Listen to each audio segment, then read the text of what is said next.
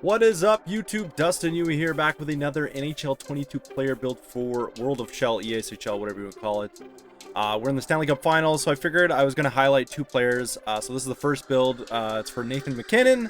Yeah, Nathan McKinnon's a pretty special player. He's arguably up there with McDavid as the top in the league. Like, he's sick. He's absolutely... he's filthy. Before we jump into it though, if you guys enjoyed the video today, please leave a like. It helps out more than you know. Helps grow the channel and everything else. So yeah, and if you haven't done so, hit the subscribe button. But yeah, let's get into it. Alright, so what makes Nathan MacKinnon such a special player? Well, there's a few things, obviously. Speed is up there for one of the top things that Nathan MacKinnon is known for. He's a very quick player, one of the fastest in the league. His puck handling skills are on another level. His offensive awareness and the ability to read plays is just insane. His shot is really good, and he's got really good passing. Alright, so here's some highlights of the games I played to test out this build. So I basically went full offense with this build. His defense isn't that great, but his ability to move, obviously, he's very quick. His passing is crazy.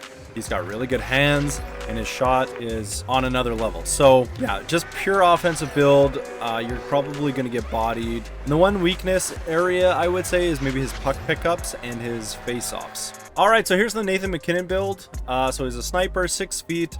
In real life, he's 201, but I went with 180 for the extra speed. For zone ability, we went with close quarters, superstar abilities, puck on a string, and snipe. So that's for deking and just general offensive ability to shoot. Boost, we went with controlled deking and controlled passing to get our deking and passing. Again, this is a fully offensive build that we created here. In terms of technique, you can see that his shooting actually isn't that great. You kind of have to focus on one area just because of the speed aspects. So I focused on wrist shot more so than slap shot. You're not going to really score slap shots in ESHL most of the time anyways. It's usually like, you know, like breakaways or 2-on-1 rushes, that kind of thing with wrist shots. So 85 is really good. Just because you have close quarters and snipe to work with. Speed, I went with 91. Agility, I went down 1, and that was just to like keep kind of everything balanced here. I wanted his balance actually to be good, so balance helps with getting knocked off the puck. For power, obviously, we always get rid of Excel because it doesn't do anything. So his puck control ends up being 90, slap shot 89, wrist shot power 90. Play style, so we went +4 with passing. Plus we have the boost, so that gives him an 88.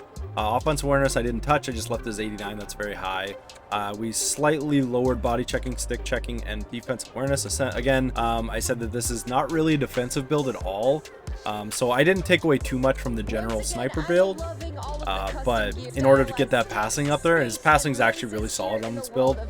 Basically, I just took 1 away from everything here. Generally, stick checking is a positional thing, so if you're not in a position to make a stick check, you probably shouldn't because you're going to get a trip. So tenacity, so this is the one thing that I found kind of a weakness with this build is the hand-eye. You don't really get passes that you shouldn't get, you know, like if a puck's behind you, you're not really picking it up. So that's unfortunate, but you could probably sub out close quarters for magnetic. I've said it before, but magnetic is really, really helpful in terms of picking up pucks. So when I mentioned the passing stuff, magnetic would probably help, as it says reeling in less than ideal passes like behind the back. So if you don't boost your hand eye and maybe you put your strength down, you could probably go with magnetic. Close quarters helps, but like 85 wrist shot's not bad. I just went with it to give you that little extra when you're in close, but I added strength to him just for player collisions and getting knocked off the puck.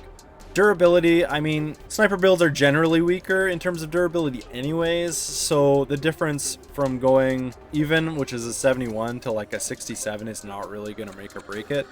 Shot blocking, this build's somewhat focused as a centerman. It would be a good winger build as well. I mean, similar to stick checking, shot blocking's not really gonna make or break you. You basically just have to get in front of the puck. So, tactics. So I didn't touch face-offs.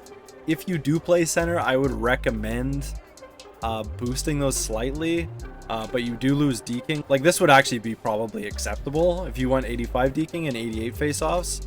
I was still winning face-offs as an 85 versus a 90. It's similar to like a lot of other things like stick checking and shot blocking. If you're good at face-offs and you know how to counter face-offs, you can actually win a lot of face-offs just with the attribute gap. But yeah, that's totally your call. Obviously, having extra attributes helps. I didn't really touch his face at all, but I gave him a blue helmet and blue gloves and all that kind of stuff. Obviously, this is more for drop-in. If you wanted to look somewhat accurate, you can give him the blue helmet, the blue gloves, and it matches with the jersey. But otherwise, I mean, it's up to you. I gave him short hair and stuff, just for the video. But yeah, that's pretty much it. That's the build for Nathan Mackinnon. Obviously, Stanley Cup Finals are going on, and he's an absolute unit. So hopefully you guys enjoyed. Once again, if you did enjoy the video and you want to help out the channel, please leave a like, and if you haven't done so, hit the subscribe button. I don't know, the game's kind of winding down. I don't really know what 23 looks like in terms of like your player loadouts, but they just kind of did this, so I would assume that nothing's going to really change much. I'm not really 100% on that, but a lot of these builds will probably carry over unless they tweak some of the stats a little bit, which they sometimes do. Appreciate you guys clicking and checking on the video, and hopefully we see you in the next one. Thanks for watching, guys.